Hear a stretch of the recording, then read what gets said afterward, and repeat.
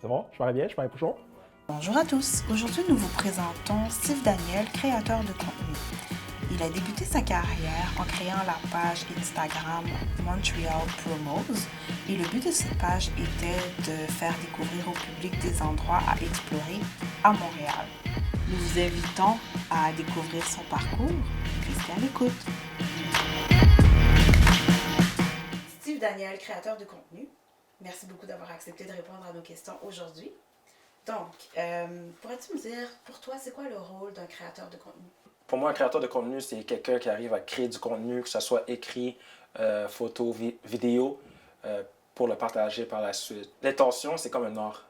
Alors, un créateur de contenu, son but, c'est de créer du contenu, c'est son art. C'est comme un peintre qui fait de la peinture ou un artiste qui chante. Toi, Steve Daniel, comment est-ce que tu te distingues des autres? Ce qui me distingue des autres, c'est le fait que j'ai une présence en ligne, une présence hors ligne. En ligne, je suis bilingue, ma personnalité va de l'avant, je fais des vidéos, je me mets en valeur et je fais aussi des grosses collaborations. Alors, je travaille avec des compagnies comme Mastercard, Cadillac, Interjet, Cartago, des compagnies canadiennes, américaines, mexicaines comme telles. Et hors ligne, il m'arrive aussi de faire des événements. Alors, j'ai le Brunch Squad, qu'à chaque mois, qu'est-ce que je fais, c'est on organise un brunch dans un restaurant à Montréal qui va chercher jusqu'à 100 personnes comme tel par événement. Et là, le monde vient puis réalise que la personne qui va en ligne, c'est la même personne qui va hors ligne. Dis-moi, qu'est-ce qui t'a amené à devenir justement un blogueur ou créateur de contenu? Dans le temps, il y a peut-être 10 ans, j'écrivais genre des poèmes, puis j'écrivais de la musique comme tel. Alors, mes débuts en termes de créateur de contenu, ça a beaucoup été l'écrit comme tel. Alors, c'est pour ça que j'ai commencé avec le blog. Et quand j'ai commencé mon blog, je savais pas comment prendre des photos, je savais pas comment prendre des vidéos. Et c'est avec le temps après que j'ai réussi à commencer à prendre des photos et des vidéos. Pour moi, c'est quasiment une manière de laisser aller mon imagination puis laisser aller ma créativité. D'où vient ton inspiration?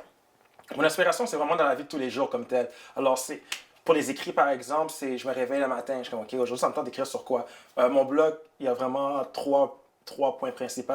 L'entrepreneuriat, le voyage et la nourriture comme tel. Puis on dirait que tu peux voir ça aussi dans tout le reste de mon contenu. Alors, dans mes photos, dans mes vidéos, des fois, est-ce que c'est les aventures que j'ai à travers la ville? Est-ce que c'est la nourriture que je mange? Est-ce que c'est avec le brunch comme tel? Tu es présent sur plusieurs médias sociaux, par exemple Instagram, Twitter, Facebook, YouTube. Ouais. Avec lequel est-ce que tu réussis le plus? Plus Instagram. J'aimerais plus YouTube, mais c'est plus Instagram. Puis parle-moi d'une publication que tu as faite justement sur Instagram qui a eu le plus de réactions ou d'engagement de la part de tes followers. Mes publications qui ont le plus d'engagement, Gala Dynasty comme telle, je veux dire, quand j'ai été nominé l'année passée, en 2019, je pense que c'est une publication qui a eu au-dessus de 700 likes comme telle, puis j'avais peut-être 3500 abonnés. Alors tu peux voir que le taux d'engagement est totalement différent comme tel.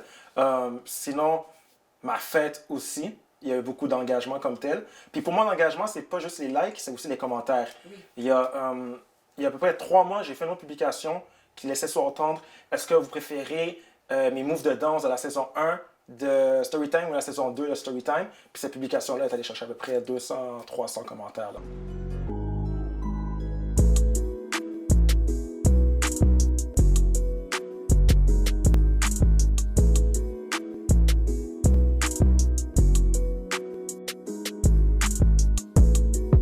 D'après toi, qu'est-ce qui a causé cette réaction justement quand les gens ils viennent puis ils commentent, ils likent sur tes publications les plus populaires? Ouais. Qu'est-ce que tu penses qui génère cette réaction-là chez eux? Je pense pour générer une belle réaction chez le monde, c'est si le monde se sent touché aussi ils sentent qu'ils peuvent participer. C'est clair que la plupart de mon contenu, c'est moi qui mets en valeur un peu plus c'est quoi mon style de vie comme tel, c'est quoi le restaurant que je vais aller, c'est moi qui pars en voyage. Mais si on regarde les publications d'un nominé blogueur, par exemple, le monde sent que, oh, est-ce que je peux voter? Félicitations, il veut passer un message comme tel. Puis c'est la même chose pour ma fête. C'est ma fête, il veut me dire bonne fête. Est-ce qu'il y a un moment justement dans ta carrière durant lequel tu as douté de ton cheminement? Ah, tous les jours. Tous les jours. Quand tu es blogueur, c'est à cause que tu fais ce que tu aimes. Mais quand tu fais ce que tu aimes, ça veut dire que tu es très critique sur ta vie de tous les jours. Je veux dire, moi, ça fait 3 ans que je suis à mon compte, puis j'ai quand même un cheminement, j'ai quand même un bac en relations humaines. Alors, tous les jours, je pense à mon bac que je peux utiliser pour avoir un job, mais à la place, j'essaie de travailler à mon compte, j'essaie de chausser du marketing aussi pour des compagnies. Je pense qu'à tous les jours, des fois, je me remets en question, puis je me dis, tu sais quoi, ça serait trop facile, puis je n'aurais pas aimé ça. J'aime ça créer. J'aime ça prendre des photos, j'aime ça créer du contenu, j'aime ça venir avec des nouveaux projets, j'ai une belle équipe avec moi, j'ai mon ami Enko aussi, j'ai mon ami Pavel aussi. C'est un travail d'équipe, puis pour moi, cette drive-là, ça vient au fait que je reviens avec ma passion de quand j'étais jeune qui aimait ça faire des affaires, qui aimait ça faire des choses, qui aimait ça se réveiller une journée, puis c'est une nouvelle aventure qui commence. Qu'est-ce que tu dirais à quelqu'un qui veut suivre ton parcours, mais qui a des phases de découragement, qui hésite parce qu'il n'est pas à l'aise avec les réseaux sociaux? Qu'est-ce que tu lui conseillerais? Le truc avec les réseaux sociaux, c'est qu'il faut être constant. Alors, c'est comme quand tu vas au gym comme tel. Je comprends, tu vas aller au gym une journée, 2 journées, une semaine. Tu es tanné après 2 semaines, mais si tu arrêtes après 2 semaines, tu n'auras jamais les grands résultats. Alors, pour les réseaux sociaux, c'est la même affaire. Il suffit d'être constant.